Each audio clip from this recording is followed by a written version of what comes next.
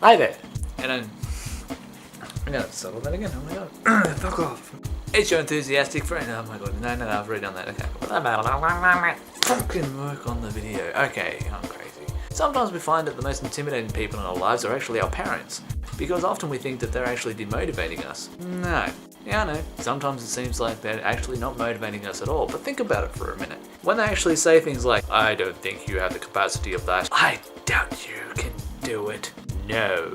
You will definitely not be an achiever. Random stuff like that. Often, we get angry about it, and of course I know I get frustrated, despite the fact that I know that actually, deep down inside, what they're actually doing is motivating you. We often have a variety of different it's all playing in my head and I can't put it on video. We have a variety of different methods of motivating each other. Often we seek out motivation from various different sources, and we often try and seek out motivation from sources that make us feel the most comfortable. It's those type of motivations that make us go. Having said that though, yes, empty cover. Awesome, isn't it? One such source of motivation is often our parents, and we tend to misunderstand our parents. I know I definitely do. Sometimes, in fact, a lot of the time, they tend to say a lot of things that sound very demotivating, that actually sound like they're actually trying to discourage you from something. And at times, they kind of do, because that's not really the right choice, and you shouldn't be taking drugs and drinking alcohol to an excessive point where you're going to kill your brain and yourself. There's other things, for example, in new goals and things like that, and we often misinterpret what they actually are trying to say. And this applies for a lot of people in general. People try and demotivate you for a number of reasons. Most people try and demotivate you because they genuinely don't want you to succeed. They don't want you to be above them. They don't want you to be anywhere close to awesome at all, because that makes them uncomfortable for whatever reason. But there's other people, the ones that are close to you, the ones that mean something, your family, your friends, etc. They're trying to tell you something. Now let's say, for example, that you want to do something really grand and your parents give you all this demotivational sounding stuff and it just blurts out, and it doesn't sound like they actually are on your side. But in actual fact, they are very much on your side. They don't want you to fail. You don't have the experience for that job. Get the experience and prove them wrong. I don't think that this rich lifestyle that you have in your head is really realistic. You should probably settle for something more realistic. Sure, settle for something realistic. As a starter, use it as a stepping stone. It's probably not that difficult. Depending on whether you want to do it legally or illegally is up to you, but I really recommend trying to go legally. Really recommend it. It's probably best for you and your family and friends. Take a moment to actually listen to people for a while. Take a moment to analyze and try and figure out for yourself, what is it that they actually mean? For the most part, it really is a case of taking a moment to read between the fine lines, often using a very, very big metaphoric magnifying glass to figure out what the hell the writing actually says. It's kind of like that scene from Charlie and the Chocolate Factory where they're reading through all their text and then they get down to the really fine print. Life's the really fine print. We need to read that. It's important. Many of us miss it. We're too worried about the dramatic, bold print. Yes, drama.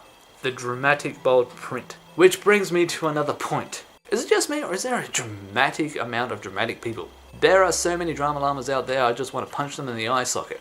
Especially when you have obsessive compulsive disorder, believe you me, that can really, really, really get into your scroll. There are those that sort of wake up in the morning, stub their toe and go, I stubbed my toe today, and it's really sorry, I don't understand. If you keep stubbing your toe in the same spot, maybe you should move something. Or pay closer attention on where you're moving your foot. What am I saying here? What am I getting at?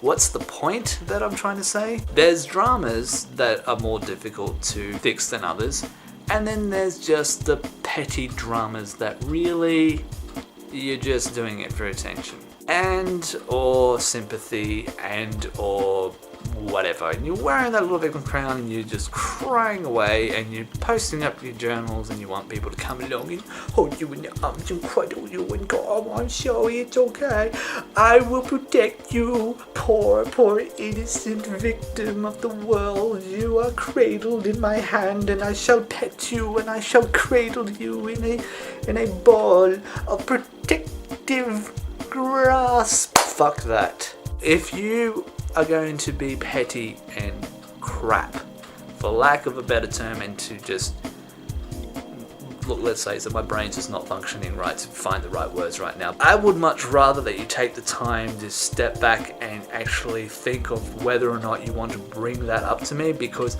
I personally am not going to be sympathetic with you if it's something that you could fix quite easily. I'll give you support and motivation, but I damn well will not try and fix you. On more serious cases, I'm definitely there for people. It seems that every social website I go to, in some way or another, has some kind of drama, some kind of thing. But then again, that is kind of human nature. We tend to focus on the negatives more than we focus on the positives, but that's not really such a smart choice. But hey, we're human beings, that's what we do. We can all help each other to cheer up and brighten up our days, but we should not fall into a messiah complex and try and heal the world, because quite frankly, we can't do that. What we can do is help people to help themselves, which in turn will be able to help others, hopefully, and that is how the world becomes a better place. There are those that genuinely need help and genuinely just need some form of confirmation or something along those lines. And then there are those that are wearing the victim crown and will suck you dry of every ounce of your positive energy, because they are what me and my friend will call energy leeches. They latch on to people that are positive because they don't feel so negative. They don't feel so because they themselves need to. Anyway, that's all from me for now, and please come back for another video if this one hasn't bored you too much. And I certainly hope that my videos will become a lot more interesting in the near future. On that note, bye. I tend to do this smile and wave at the end of every video, and I need to figure out different ways of ending my videos without being constantly repetitive, and I need to stop doing this. And my eyes are moving around the room like something that moves around a lot. Thank you and good night.